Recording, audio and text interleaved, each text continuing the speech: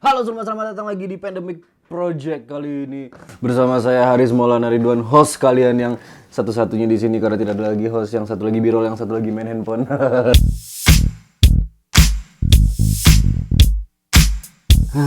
Jadi setelah road video Mike Pro kemarin, kami kehabisan ide. Jadi setelah sekian hari kami berpikir untuk membuat video baru lagi, Pandemic Project lagi. Akhirnya kami menemukan ide. Akhirnya kami memutuskan untuk bercerita lagi tentang alat produksi kami. Salah satunya adalah lensa. Kali ini harus fokus kok di situ. Di situ. Aku nggak mau di situ. Di Canon Nifty 50 f1.8. Nah, aku lagi. Balik lagi fokusnya. Nah, jadi kalian pasti sudah tahu, apalagi kalau kalian adalah videografer atau fotografer yang ingin meningkatkan kualitas gambar yang kalian hasilkan, pasti kalian akan memikirkan untuk beli lensa. Nah, jadi pada kesempatan kali ini, Pandemic Project episode kedua, saya sudah semakin rapi. Kami akan menceritakan tentang salah satu alat produksi kami, salah satu alat produksi tertua di sini, yaitu lensa Nifty 50 atau lensa 50mm f1.8 dari Canon. Nama lengkapnya Canon EF Lens 50mm 1.8 STM. STM itu bukan SMK, bukan. Tapi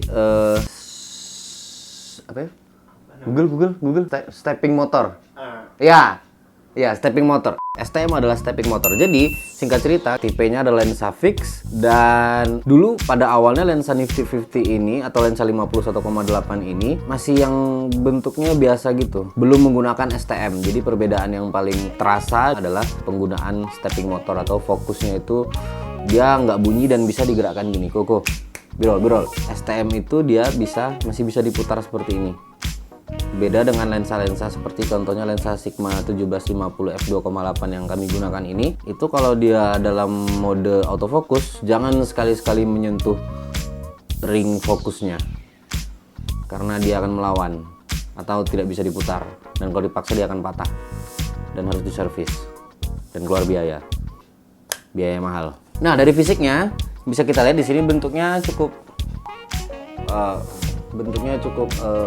kecil, jadi kalau dipasang di body dia kemungkinan bisa ringan sih kalau dibandingkan lensa-lensa yang besar-besar itu kalau dari segi fisiknya. Terus kalau dibuka tutupnya, ini dia sudah menggunakan ringnya dengan bahan metal, jadi yang ketemu dengan bodinya itu metal sehingga dia tidak cepat rusak. Setelah itu ini ada kuningannya untuk colokinnya, dan di sini di atas ini ada tulisan Canon 50mm.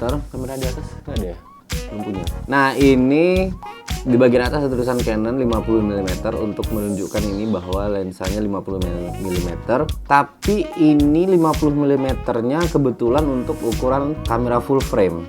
Jadi kalau dipasang di lensa APS-C seperti 700D yang kami pakai atau 600D kalau di luar negeri itu seri Rebel, itu lebih kurang akan ekuivalen dengan 80mm.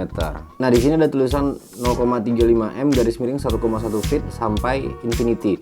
0,35 m ini adalah jarak fokus terdekatnya minimum. Jadi harus 0,35 itu batas fokusnya, atau dalam satuan Amerikanya 1,1 feet sampai dia infinity itu yang paling fokus paling jauh lah gitu.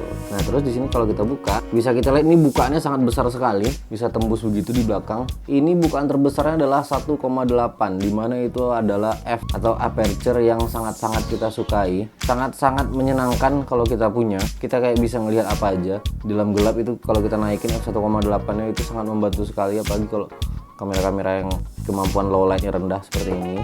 Ini bagus kok.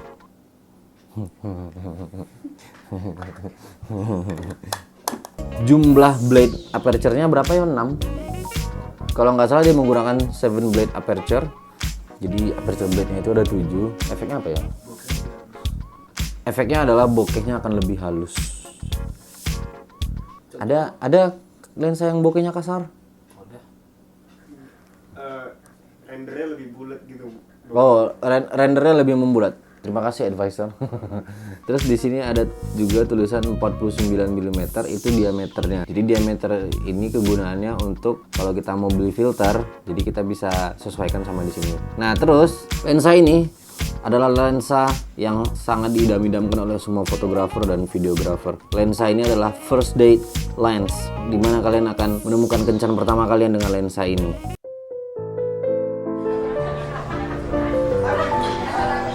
Hello, Finn. You're so cute today. You're so cute and tiny and cheap and cute. You have a big hole. Cute and tiny.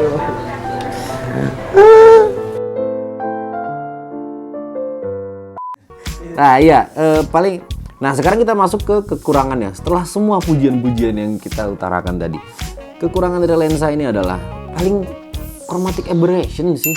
Ada ungu gitu, nggak penting. Ya penting sih kalau kalian fotografer yang memperdulikan itu. Tapi kalau saya peduli juga sih sebenarnya. Cuman ya nggak boleh protes loh. Harganya saya beli di pasar gelap itu 1,4 juta cuman. Dulu. Pasar gelap. Iya ini made by Canon tapi bukan made in Japan. Emang gitu ya? Memang semua hitam dongku. Pertanyaannya, apakah kalian harus membeli lensa ini? Jawabannya adalah ya, absolutely yes. Karena hasilnya lumayan bagus-bagus. Gak percaya? Ini hasilnya.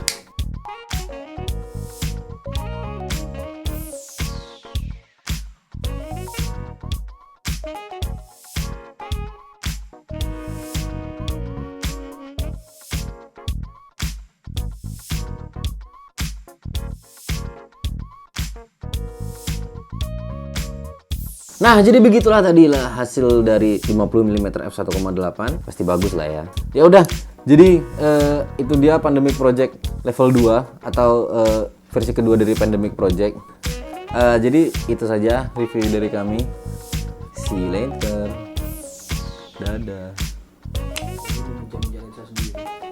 Iya. Mantap bermanfaat. Semoga bermanfaat. Kita review.